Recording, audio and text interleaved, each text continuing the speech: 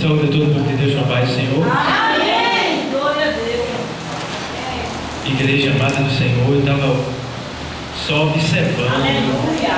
ouvindo Aleluia. o que o Senhor vem falando desde o começo do culto, né? E quando chega agora na hora da palavra, Ele conclui aquilo que você começou a ouvir. Então, grandes coisas Ele fez. E para encerrar agora a primeira parte, Ele disse que vai fazer um grande milagre. Aleluia. Oh, glória a Deus. Porque a Bíblia diz que Deus Ele habita entre os louvores, né? É mesmo assim. Então, se nós estamos na dimensão espiritual de Deus, Aleluia. quando você entra por essa porta, você entra na sala do trono da graça. Aleluia. E aí, claro, Deus não vai deixar você sem resposta. Glória a Deus. Amados, eu quero convidar os irmãos a ficar de pé junto comigo e a gente abrir a nossa Bíblia na carta do apóstolo Paulo aos Filipenses, Aleluia. capítulo de número 3, versículo de número 20. Nós gostaríamos de dar mais uma oportunidade, viu, irmãos? Mas é porque a hora já pede prudência. Então, é prazeroso para a gente dar a oportunidade aos irmãos que precisa, tá certo? Mas quando chega a hora da palavra, não tem jeito mais. O Senhor deve ter espaço para falar no meio da sua igreja, porque a Bíblia diz que quando não há profecia, a igreja se corrompe. Então, quando a igreja não dá tempo para a palavra, os crentes caem no pecado. Então, vamos dar tempo para a palavra, vamos ouvir a palavra e aprender a palavra, porque a gente se fortalece e obtém mais vitória dessa maneira. Todos acharam? Amém. Vamos ler o texto sagrado que diz exatamente assim: mas a nossa cidade está nos céus, donde também esperamos o Salvador, o Senhor Jesus Cristo. Vamos repetir esse texto para ficar na nossa mente? Vamos lá? Mas a nossa cidade está fraco. Mas a nossa cidade está nos céus, onde também esperamos o Salvador, o Senhor Jesus Cristo. Obrigado, Deus, por essa palavra. Use ela porque ela é tua. Eu sou apenas um instrumento. Então fala nos nossos corações nessa tarde. Em nome de Jesus. Amém. Poder sentar.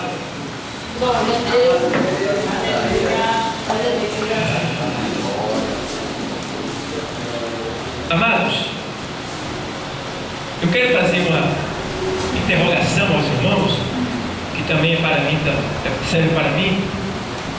Mas essa interrogação eu já sei que os irmãos vão acertar, vão responder. Mas só para a gente dar início aqui a essa introdução que eu quero fazer desse texto lido. Nós estamos indo para onde? Pode falar assim mesmo. Nós estamos indo para onde? Céu.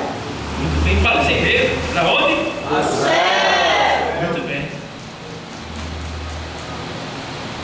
Mas para chegarmos no céu, poderemos ir com o corpo de osso, carne e sangue? A Bíblia diz que carne e sangue não herdarão o reino. Certo? O que quer dizer isso aí? Que o sangue é a permissão de vida, é onde está a alma para nós vivermos na terra. Então, chegará um momento que a gente não precisará mais do sangue para viver. Por quê? Porque quando nós partirmos desta dimensão material, nós entraremos na dimensão espiritual. Aí, a gente não precisa mais do sangue, não precisa mais, assim, da carne corrompida que nós temos.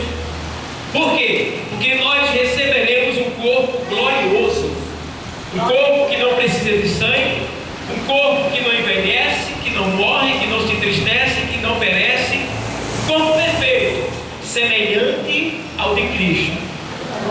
Então, Deus, Ele deixa bem claro através de seu Filho Jesus, que é a sua palavra, que nós devemos nos ocupar com a nossa casa celestial, com a nossa casa eterna. Não estou falando desta casa, desse tabernáculo, mas das mansões celestial que Jesus Cristo disse em João 14. Ele disse: não se turbe o vosso coração, crede em Deus, crede também em mim. Na casa de meu Pai há muitas moradas. Veja bem, Jesus não foi preparar lugar, ele não foi preparar morada. Ele disse: na casa de meu Pai há, quer dizer que já tem, já está pronta. As mansões celestiais já estão prontas. Olha, e a gente pode ver isso lá na segunda carta aos Coríntios. Deixa eu ver aqui, na segunda carta aos Coríntios 5, só para você ir aumentando a sua fé. Porque, segunda carta aos Coríntios 5 primeiro, vê bem. Porque sabemos que se a nossa casa terrestre, qual é a nossa casa terrestre? Aqui, ó, o corpo físico, esse corpo que você vive. Sabemos que se a nossa casa terrestre, deste tabernáculo, que é o nosso corpo, se desfizer, ou seja, se cair, se tombar, né? Se desfizer, temos de Deus um quê? Um edifício, uma casa não feita por mãos, vírgula, eterna nos céus. Então, a qualquer momento que nosso corpo tombar, a alma vai ter que sair dentro, porque aqui é uma simples casa, é uma casa momentânea. Então, não adianta a gente querer fugir dessa realidade. O nosso corpo físico, a nossa casa terrestre, esse tabernáculo, vai tombar, vai cair. Mas se você estiver em Cristo Jesus, tomba o corpo, mas a alma vai para a glória.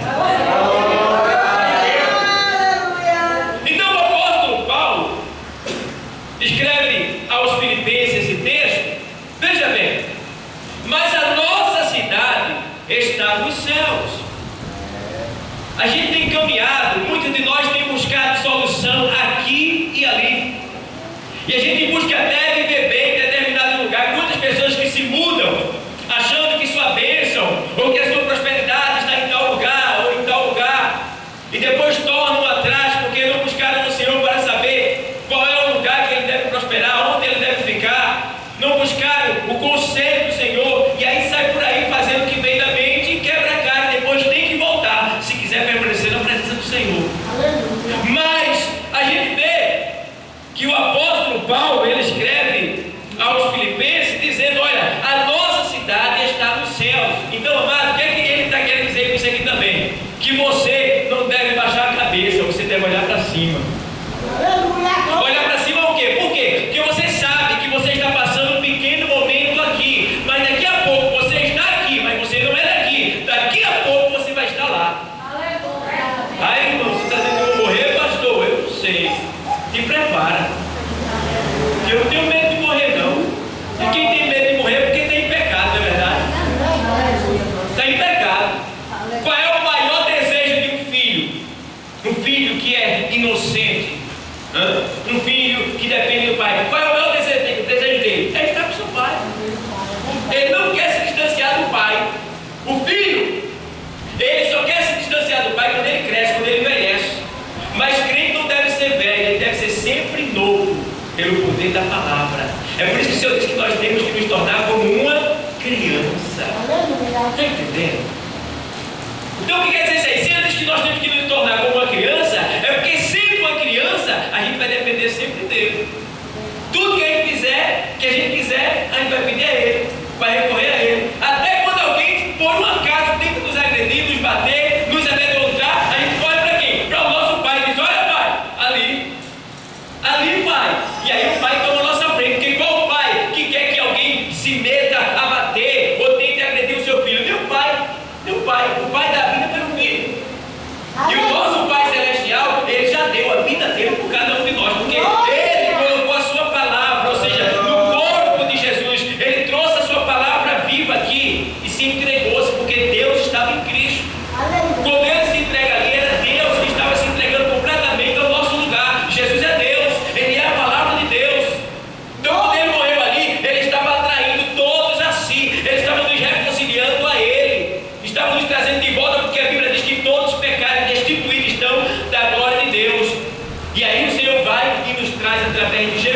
a sua palavra a ele novamente.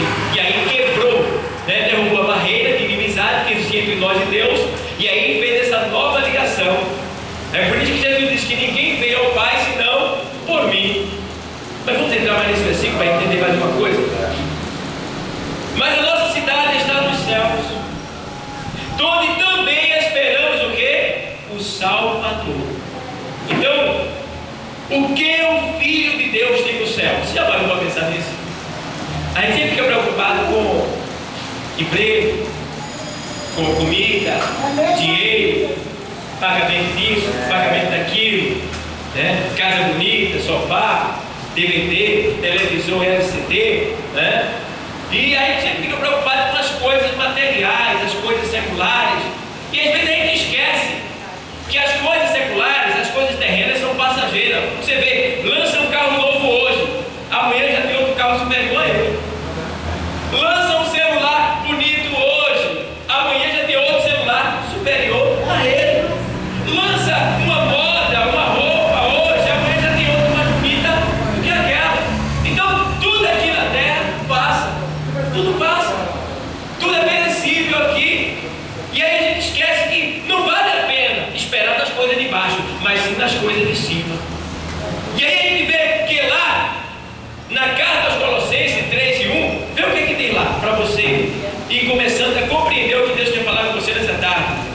Portanto, 3:1, se já ressuscitaste com Cristo, buscai as coisas que são de cima, onde Cristo está sentado à destra de Deus. Pensai nas coisas que são de cima e não nas que são da terra. Eu posso sentir aqui, pelo que Deus está me falando aqui, que tem pessoas aqui hoje que estão tão ansiosas, a preocupação está tão grande, que elas saíram de casa e vieram aqui, olha, Senhor, eu quero ouvir o Senhor falar, eu quero que o Senhor me dê uma resposta naquele lugar, é hoje, meu Senhor, e é hoje que Ele vai te responder, porque Ele está aqui nesse lugar.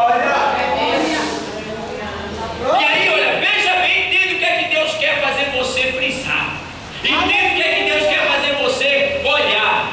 Olha, irmãos, a gente tem que parar para pensar o que é que a gente tem no céu, porque as coisas do céu são eternas, são para sempre. As terras são efêmeras, são passageiras, passarão.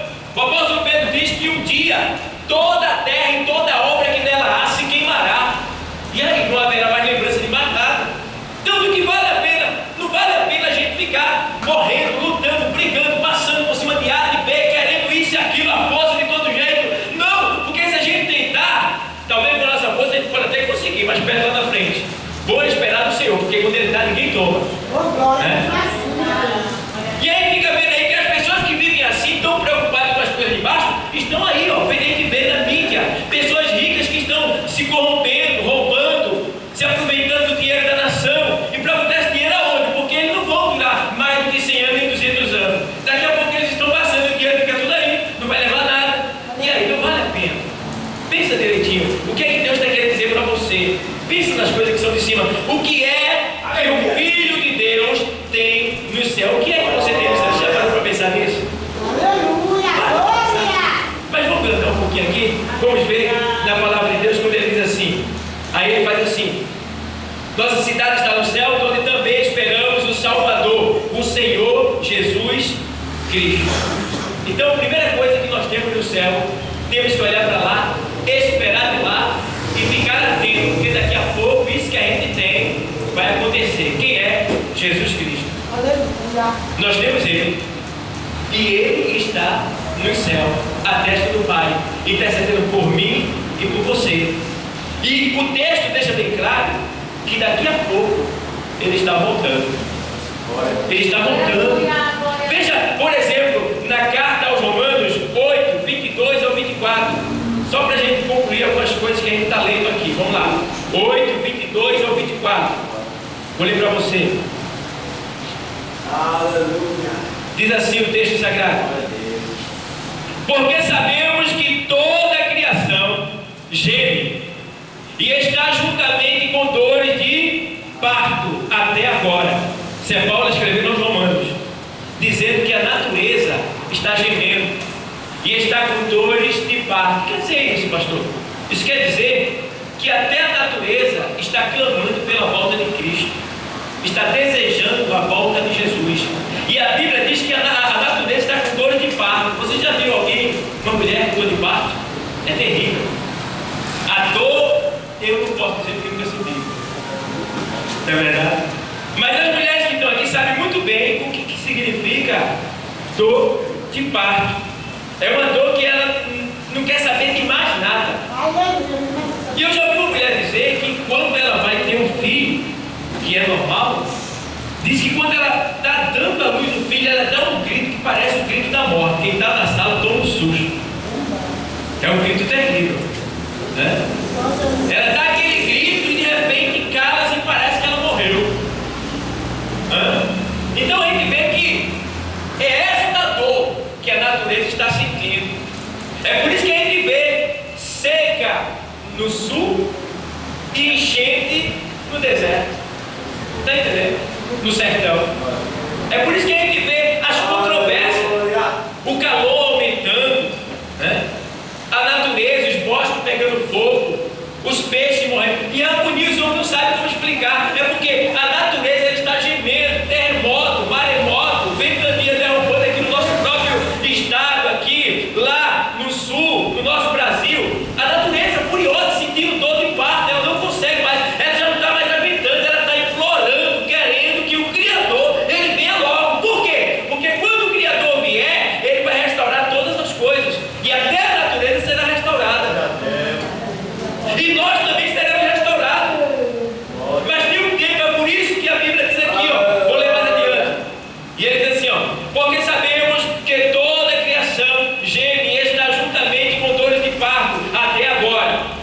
E não só ela, mas nós gememos, que temos a primícia do Espírito, também gememos em nós mesmos, esperando ao quê? A adoção, a saber, a redenção do nosso corpo. Ou seja, será que você está preocupado com a volta de Cristo? Será que você está querendo que Ele volte para lhe buscar? Porque tem gente que só quer que Cristo volte quando está na prova, quando está com o bolso cheio de dinheiro, quando tem comida e abundância em casa, né? Está todo mundo empregado, quando tem de tudo, ninguém está nem aí. Jesus voltar agora não. Agora não, Jesus. E quando diz Jesus está voltando, não dá nem glória. Está tudo bem, né, irmão? Mas quando entra lá pelo funil, aí todo mundo glória depois. Vem logo, me busca, Senhor, tira a gente daqui, Então vai passar pelo funil por completo agora. Deus permite. Então, entenda bem que o Senhor está querendo fazer você frisar nessa tarde. É para que você olhe para cima e espere, porque o próprio Senhor Jesus Cristo, lá em Mateus 6 e 9, os discípulos disseram: Senhor, ensina-nos a orar. E aí, vós orareis assim. E aí ele começa a orar ali, mostrar a oração do Pai Nosso. E dentro da oração do Pai Nosso, ele diz: olha, venha a nós o teu, seja feita a tua, assim na terra como no céu. Ele estava dizendo o que para a gente? Que quando a gente orasse, não se esquecesse de dizer: Maranata, Senhor Jesus Cristo, ora, vem nos buscar, busca a tua igreja, busca a tua noiva, vem nos buscar, Senhor Jesus. Porque, irmão, você pode estar cheio de dinheiro hoje, pode estar tudo bem na sua vida hoje, mas amanhã vem problema. Aleluia. Amanhã vem pergunta pesada para tu resolver. Aqui não tem como a gente viver sem problema não, porque a gente está numa terra corrompida, cheia de pecado, cheia de malícia. Não tem como a gente viver 100% bem aqui não. A própria Bíblia deixa bem claro aqui nesse texto que a gente está lendo, que a própria natureza ela geme, clamando, implorando, querendo que o Senhor, o seu Criador, venha lhe buscar, venha lhe restaurar. Deixa eu ler mais um pouquinho aqui. Aí tem mais assim, ó. E não só ela, mas nós mesmos, que temos a primícia do Espírito, também gememos em nós mesmos, esperando a adoção, a saber, a redenção do nosso corpo. Redenção do nosso corpo, quer dizer isso aí? É quando o nosso corpo ele é glorificado. Ou seja, nós podemos morrer, fisicamente falando, e descer a sepultura, ser enterrado. Mas, graças a Deus, nós temos um privilégio, essa igreja de hoje, que nós somos a igreja do arrebatamento. Nós somos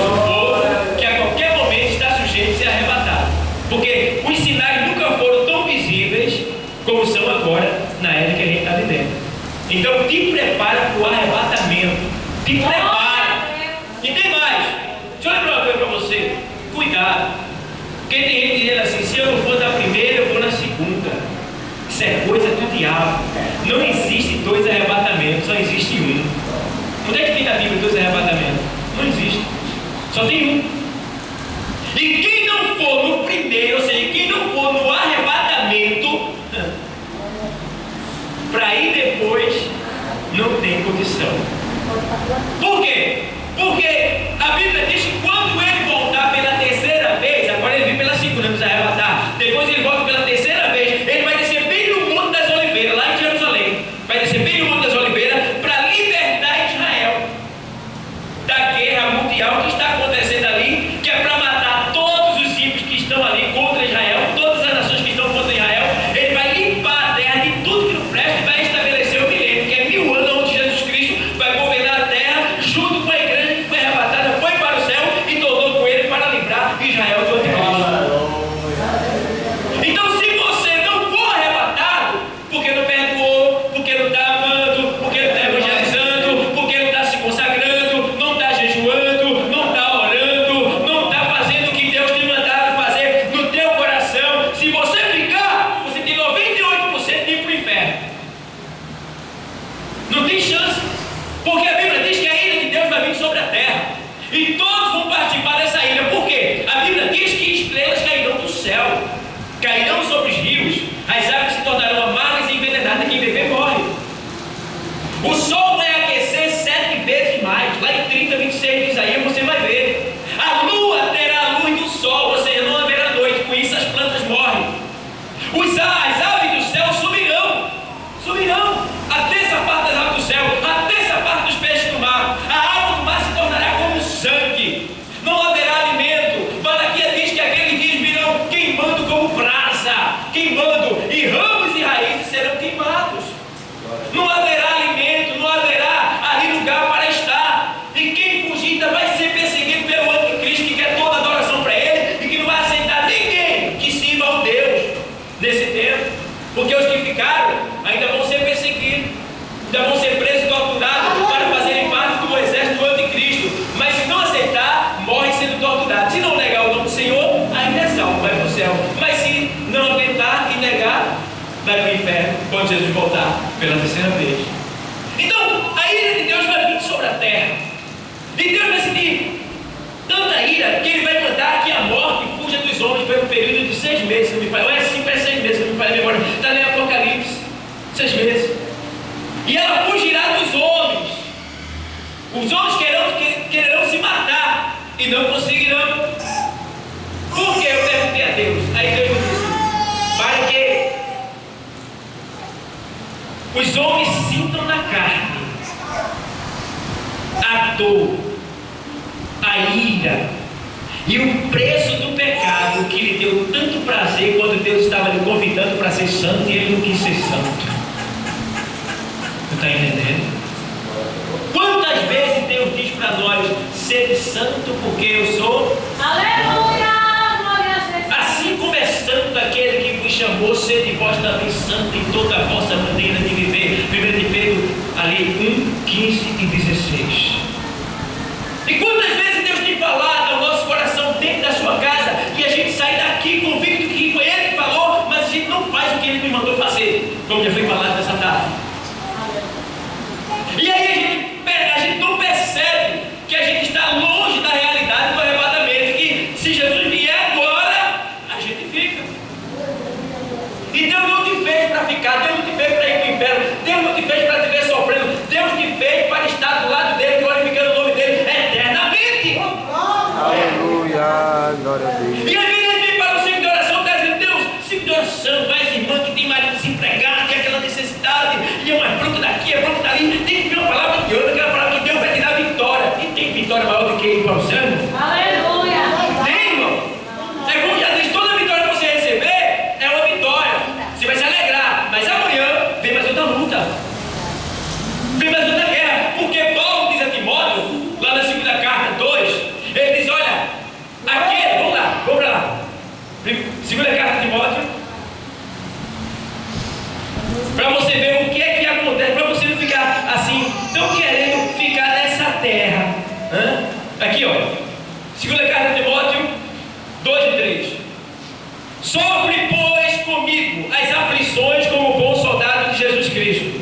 Ninguém que milita se embaraça com o negócio desta vida, a fim de agradar aquele que o alistou para o que, igreja? Para o que, igreja? Guerra. Para a guerra. Tu fosse alistado para uma guerra. Ah, mas eu estou sofrendo tanto, Jesus, me ajuda. Está sofrendo porque você precisa sofrer para ser o quê? Galardoado, patenteado, crescer na presença do Senhor, porque sem luta não tem vitória. Então, ele diz, sofre comigo. E aí ele diz, olha, porque ninguém que milita, está marchando, está nessa batalha, se embaraça com o negócio dessa vida. O que é embaraço? É aquilo que te impede de servir melhor ao Senhor. Às vezes é a própria preguiça que dá em você, né? Às vezes é um filho que a gente usa ele como um argumento para não vir à igreja. Como a gente vê às vezes as irmãs que vêm com os filhos, elas venceram os obstáculos, venceram a sua própria carne, venceram os embaraços, chegaram aqui com seus bebês no braço. E quando seu bebê não dá não, porque a menina chora, traz ela assim mesmo, chorando. Aqui Jesus consola ela. E aí pensa que eu não fui não, porque meu marido vai chegar a ser, minha irmã, pelo amor de Deus, pede sabedoria a Deus. Vai lá, conversa com teu marido, amor, tu sabe que eu sou cristão, você aprende, amor, tu sabe que eu sirvo a Jesus Cristo. E é por causa de Jesus Cristo que você está trabalhando, que você é abençoado, que nós somos abençoados, que a gente mora nessa casa, que a gente tem esse filho, que a gente come, que a gente veste, que a gente tem saúde. É por causa dele, meu amor. Tu está entendendo, amor? E eu vou preparar tudo que tu precisa, mas eu preciso estar lá na igreja para servir ao nosso Senhor, porque aí ele vai nos abençoar mais. Tu está entendendo, meu lindo? Olha, quando tu chegar, está aqui a toalha, está aqui a aguinha quente, aqui, está aqui, meu amor, tá bom? Ah, espera, 6:30, até 7 horas quando ele chegar, tu está lá aprontando tudinho para ele. E se ele chegar, tu ainda estiver em casa, dá um cheiro na terra dele, eu te amo, meu amor. Agora eu vou para casa dele lá adorar, para a gente ser mais abençoado. Aleluia. Toalhinha quente lá, aguinha quente, toalhinha lá. Por quê? Quando a mulher faz isso, ela está adorando a Deus, porque a mulher foi feita, foi dada ao homem para servir. Então quando ela está lavando o prato, ela está adorando a Deus. Por quê? Ela está cumprindo com o mandamento de Deus. Quando o homem está trabalhando para trazer o pão para casa, ele está adorando a Deus, porque ele diz, com o suor do teu rosto comerás o teu pão. Está adorando a Deus. Está entendendo? Então a gente precisa entender que devemos adorar a Deus obedecendo a sua palavra. E a gente pensar que nem embaraço. Eu não fui não por causa disso, não fui não porque estava muito cansado. Aí eu sentei no sofá, terminei apagando, não senta no sofá, não, vem embora para cá. Toma um banho frio. Se tu sentar no sofá, vai te agarrar e não solta mais não. E o sofá não te dá nada, só prejuízo para cobrir ele no final do ano, porque está rasgado. Então tu deixa o sofá lá, não olha nem para ele e toma um banho para despertar e corre para cá, porque aqui Deus vai te abençoar. Então não crie embaraço. Nada pode impedir, não deixe que nada impeça de você chegar a esse lugar. Venha do jeito que você estiver, mas venha, porque eu garanto a você, você não vai sair da mesma maneira que entrou. E aí, ele diz que fosse alistado para uma guerra. Então, irmão, vamos pensar direitinho que nós temos uma cidade para onde estamos caminhando e é necessário lutar. Então não desista do céu. Não vire, não olhe para baixo, olhe para cima, para onde está o nosso Senhor. O que o Filho de Deus tem no céu? Um Salvador e um Pai. Já falei, você tem um Pai, Pai nosso que está no céu. Ele é o nosso Pai. Então saiba que você não está só. Você tem um Pai, irmão, é tão bom ter um Pai, porque o Pai toma frente, ele nos defende. Eu estava olhando, observando, eu vi uma família do interior, todo mundo desempregado, só o pai aposentado, bancando tudinho. Imagina se não tivesse aquele pai. Está entendendo? É tão bom quando você tem um pai, quando você tem alguém que pode nos ajudar. Então, se o pai terreno pode ajudar a gente dessa maneira, imagine o nosso Pai Celestial que está no céu. Então nós temos um Pai e temos também um Salvador. O Salvador que não só salva a nossa alma, até porque a palavra salvação quer dizer livramento, mas a cada dia Ele está dando livramento a você. Você sabe o que Ele te livrou para você chegar aqui? Quanto livramento Ele deu? Coisas que você só vai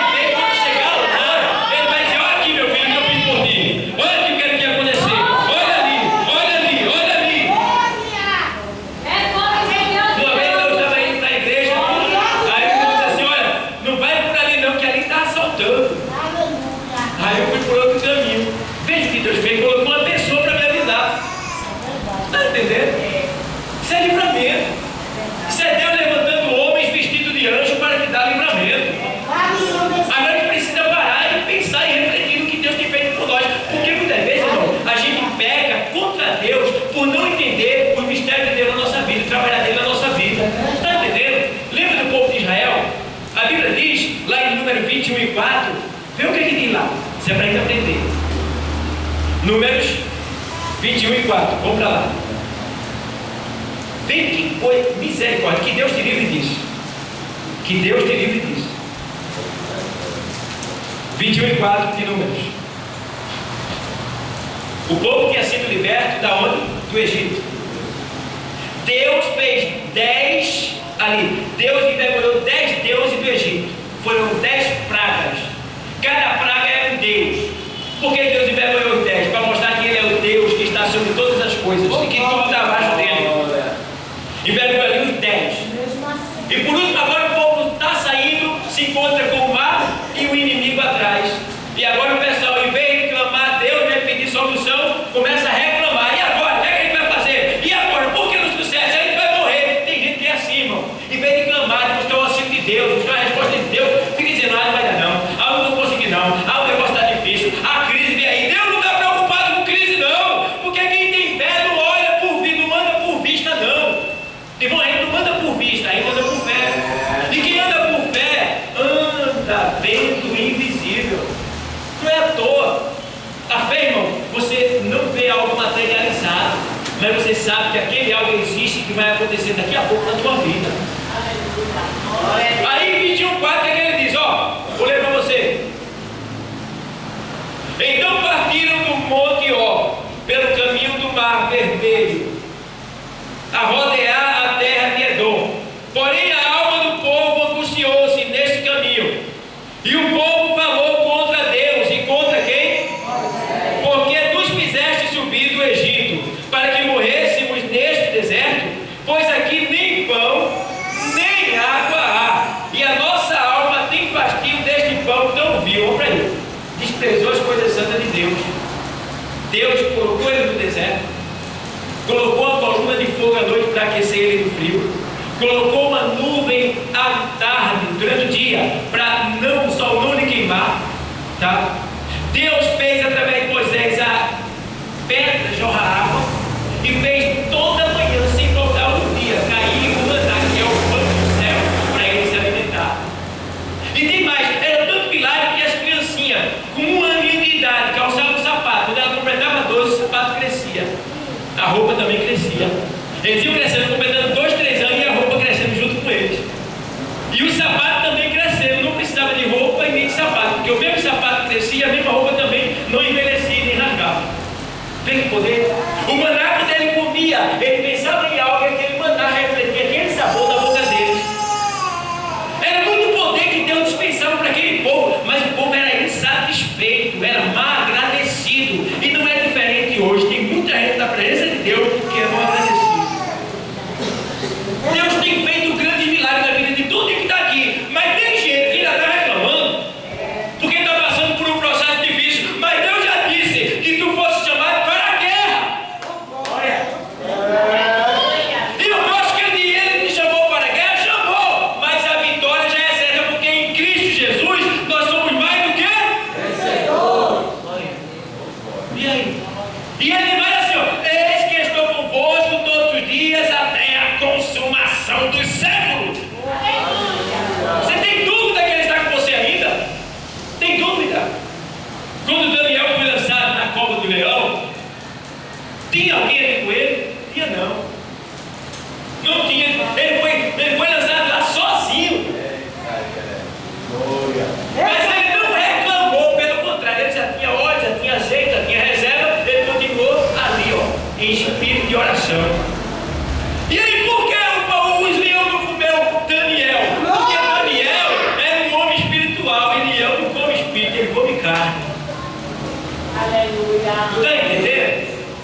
A Bíblia diz bem claro, meu irmão, que quando Sadraque, Mesaque e Abednego foi lançado na fornalha de fogo, alguém mais foi lançado com ele? Não, mas lá dentro estava quem? O quarto homem na fornalha, que era o Senhor. Você entrou nessa aprovação sozinho. Deus permitiu, mas Ele está contigo dentro com ela. E se você está com Ele na prova, pode ficar certo que daqui a pouco você está saindo dela para a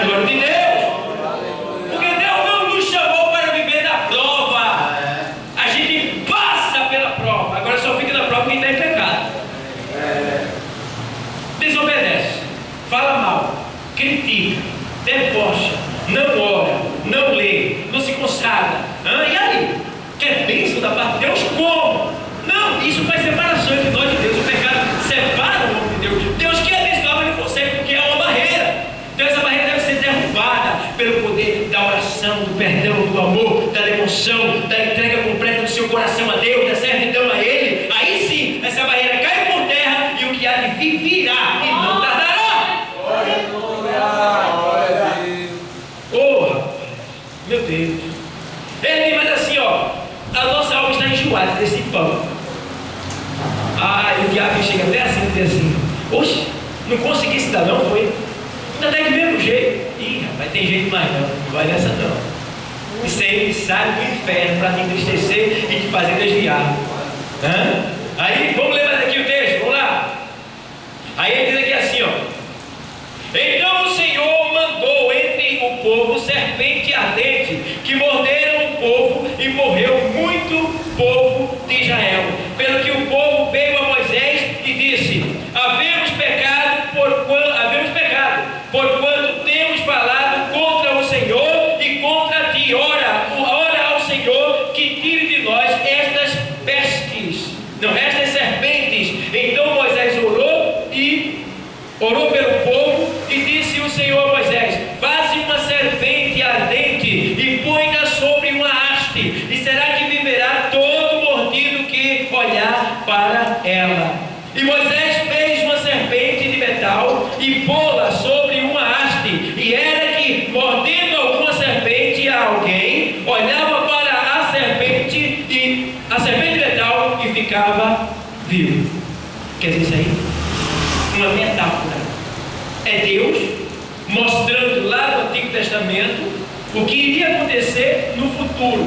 Ou seja, essa serpente pregada numa haste, numa madeira, era uma metáfora, ou seja, uma figura de algo que iria acontecer no futuro. Ou seja, quem olhasse para a serpente era curado. Quer dizer isso aí? Não era serpente que curava, era olhando para ela, era uma figura. E no futuro, o que é que ia acontecer semelhante a isso? A Bíblia diz que o Senhor Jesus, ele falou assim: olha, assim como Moisés levantou a serpente no deserto, assim importa que o Filho do Homem também seja levantado. E aí lá, aos Hebreus 12, diz que olhando para Jesus, autor e consumador da nossa, o que quer dizer isso aí? Que a serpente é Satanás, que pica o povo de Deus muitas vezes. E essa picada que a serpente dá é venenosa. E essas picadas que Satanás tem dado, que tem derrubado muitas pessoas dentro da igreja, é calúnia, disse-me-disse, é coisas que entristece, que mata, em vez da vida mata. Então a pessoa está contaminada, foi mordida, foi picada pelo Satanás, mas aí o Senhor disse o quê? Se tu olhares para o que está pregado na cruz, aí tu serás curado. Por quê? Porque a Bíblia diz que o sangue de Jesus Cristo nos purifica de todo. Então é Ele que entra na nossa vida e nos purifica de toda doença, de todo veneno colocado por Satanás. Olha, irmão, Satanás pode ter dito o que foi a você, não importa o que ele disse, derrube por terra, pise em cima e glorifique o nome do Senhor, porque as palavras de Deus não caem por terra, não. De Satanás é quem tem que cair por terra. Levanta a tua cabeça. Quando Deus promete, Ele não volta atrás de Ele. Não é o homem para que minta, nem filho do homem para que se arrependa. Diria Ele, não faria? Se as suas mãos estendidas estão, quem pois pode fazê-la torná-la atrás? Se Deus diz que vai fazer na tua vida, aguarda, espera, sofra as consequências como bom soldado, porque daqui a pouco tu estás tomando posse da tua vitória. Ah, meu Deus. Lá em 10:38 aos Hebreus, vê o que é que diz lá.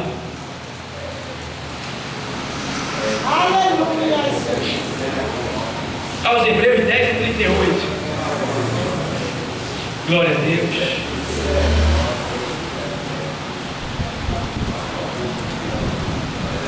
Mas o justo viverá o que dá? E se ele recuar, minha alma não tem o quê? Deus não se alegra com o crente que volta atrás, não. Ele não tem nenhuma alegria, é fraco, coitado. Porque os que esperam no Senhor renovarão as suas forças. Então nós temos que crer, ter fé. Vamos ver Hebreus 11 aqui, mais embaixo, olha lá embaixo.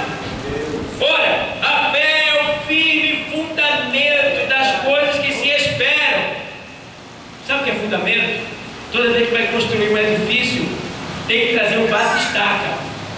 Aquele batistaca começa a ficar ali grandes estacas de ferro. E ele vai ficando, batendo,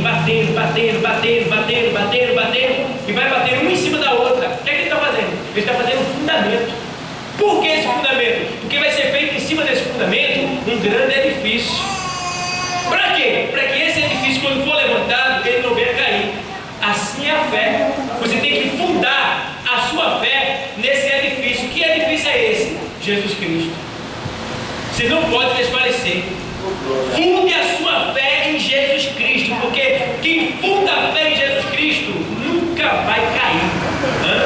Nunca vai cair. Veja, deixa eu ver se eu me lembro aqui, lá em Lucas, no Evangelho escrito por Lucas, deixa eu ver se eu me lembro, Jesus aqui, 6, parece que é o 6:48. Deixa eu ver se é isso aqui, Jesus. É isso mesmo. O Evangelho escrito por Lucas 6 e 46, vou ler para você. Vê o que ele diz, igreja. Vê só. E por que me chamais Senhor, Senhor, e não fazeis o que eu digo? Por quê? Senhor, Senhor, Senhor, e não fazeis o que eu digo? Tem um assim. Ó Senhor, me ajuda. Ó Senhor, faz isso por mim. Ó Senhor, faz aquilo. Ó Senhor, vem cá. Ó Senhor, me acolhe. Ó Senhor, não aguento mais. Ó Senhor, mas não faz o que ele está mandando. E aí? E ele dizendo, faz, te move, te levanta. Isaías 61, levanta-te e resplandece. Levanta e resplandece, porque já vi a tua luz e a glória do Senhor vai nascer sobre ti. Ele está mandando se levantar, tem que estar prostrado no chão. Aí como é que Deus pode abençoar? Se a pessoa não sai do lugar, é a pessoa mesmo que não quer tomar posse, tem que levantar, tem que aparecer. Tem gente que só vem na igreja no domingo, pelo amor de Deus. É mesmo assim, pai, eu posso fazer. É crente domingueiro.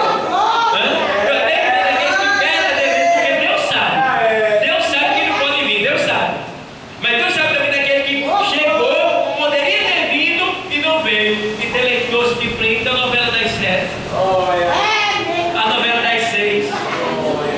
Aí fica lá. Aí quando chega uma hora, começa a dar glória, irmão, glorifica a Deus, mas não consegue dar glória, porque se der glória, em vez de glória, vai sair plim, plim. Desse mesmo. Dá glória, irmão, plim, plim, porque está cheio de novela, está cheio de malhação.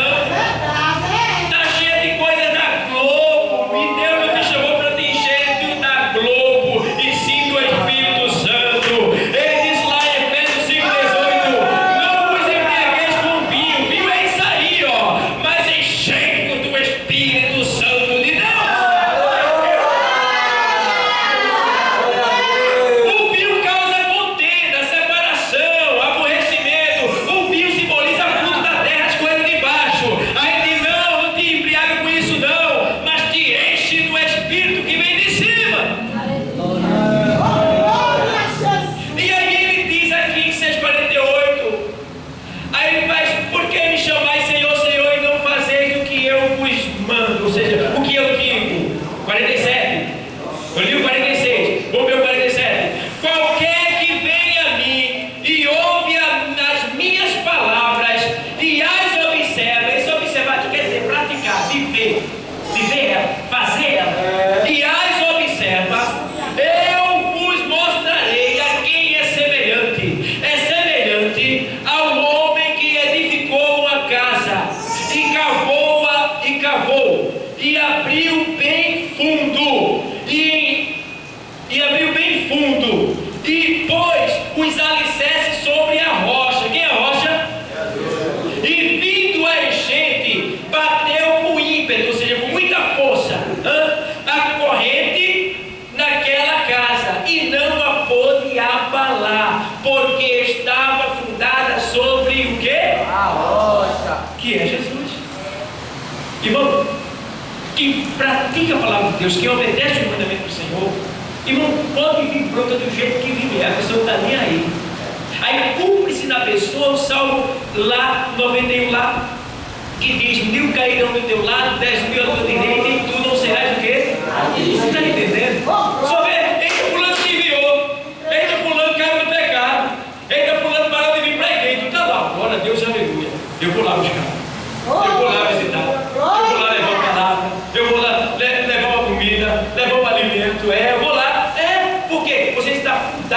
sobre uma rocha. Então não cai. Quem está em Jesus Cristo nunca cai. Aí ele vai, vamos lá agora, meu outro. Mas o que ouve e não pratica é semelhante ao homem que edificou uma casa sobre terra, sem alicerces, na qual bateu com ímpeto a corrente e logo caiu, e foi grande a ruína daquela casa. Misericórdia. Está enorme, irmão. Cara, porque tem gente que está fundado em areia. O que é fundado em areia? É fundado no pastor. O pastor saiu da igreja e acabou saindo também.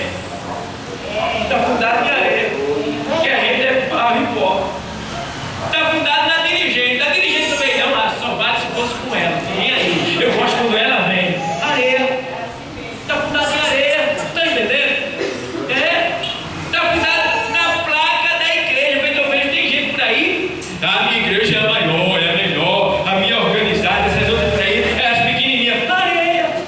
É areia, irmão, porque é um Deus só. É uma só adoração. É um só Espírito. Ai, irmão, é um só batismo. É uma só fé. Se não for desse jeito, não chega lá. Não adianta se inchar, se orgulhar, querer dizer que pode, que é, que tem, que vai. A gente não é nada. A gente é servo e tem que obedecer à majestade suprema que está nessa tarde falando no nosso coração. Então, amados, está aqui. Não se firme em areia, não se funde em areia, não. Perdi meu emprego. Poxa, deixa eu perder meu emprego. Fica em casa, não vou mais para a igreja, não. E aí? Pelo amor de Deus. Meu marido me deixou, arrumou outra linha. O que é que Deus tinha a ver com isso? Foi ele que escolheu, foi ele que quis. Aleluia, é verdade. Eu vou para a igreja, não. Mas eu orei tanto, eu fiz tanto, mas às vezes ora tanto e não vigia. O marido chega, não bota comida, não dá o banho dele, não cobre ele de noite, não dá o que Deus mandou dar, que é o manjar, que Deus preparou para dar ao homem, ela não dá, faz greve, tu está entendendo? Diz, não vou dar não. O camarada fica lá, aí vem ele tá com algum problema, em vez dela botar lá a mão na cabeça dele, dar um cheirinho nele, limpar o ouvido dele com cotonete, ela diz, olha, vai embora, me some na minha frente. E aí, quando o marido some, chega lá e diz, pastor, que foi, minha irmã? Jesus é grande, glória. Foi, minha irmã? Meu marido, que foi, minha irmã? Diga, meu marido, diga, minha irmã, diga. Meu marido foi embora, pastor. Por quê? Não sei, Santinha. Vigia. Aleluia, glória a Deus. Não sei. Vamos escutar o outro lado agora? Eu não julgo nenhuma causa única. Eu tenho que ouvir os dois lados. Aleluia. Porque quando a gente vem falar da gente só fala coisa boa. Eu sou perfeito, faço assim. Eu não tinha motivo para fazer isso. Viu, pastor? Tá certo, vamos ver outra. Pastor, aquilo é uma praga. Pastor, aquilo é um dragão, pastor. Olha que ele solta fogo pela boca. Eu vivo todo dentro de casa. Agora se tiver tudo ali, nos pés do Senhor, reconhecendo suas fraquezas. Quando alguém estiver muito alterado, já que você não quer discutir, sai de perto, daqui a pouco tu volta. Vai embora, depois tu volta. Quando vier, já que ela estava alterada, traz uma rosa para ela. Não tem nem dinheiro para comprar, tem nada, não quebra no mato, tem um monte de flor por aí, pelo mato. Eu faço isso com a minha. Do nada você vê, eu passo, até a minha menininha já aprendeu. Se eu passar num lugar que tem rosa ou flor, eu já quero um buquê ali.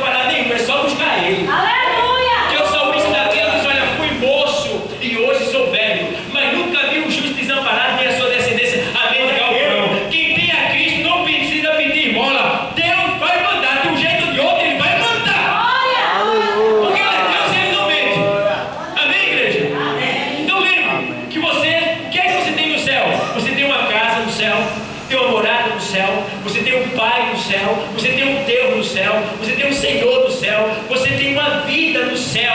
É só você perseverar, continuar, firme e avante, não desista, não basta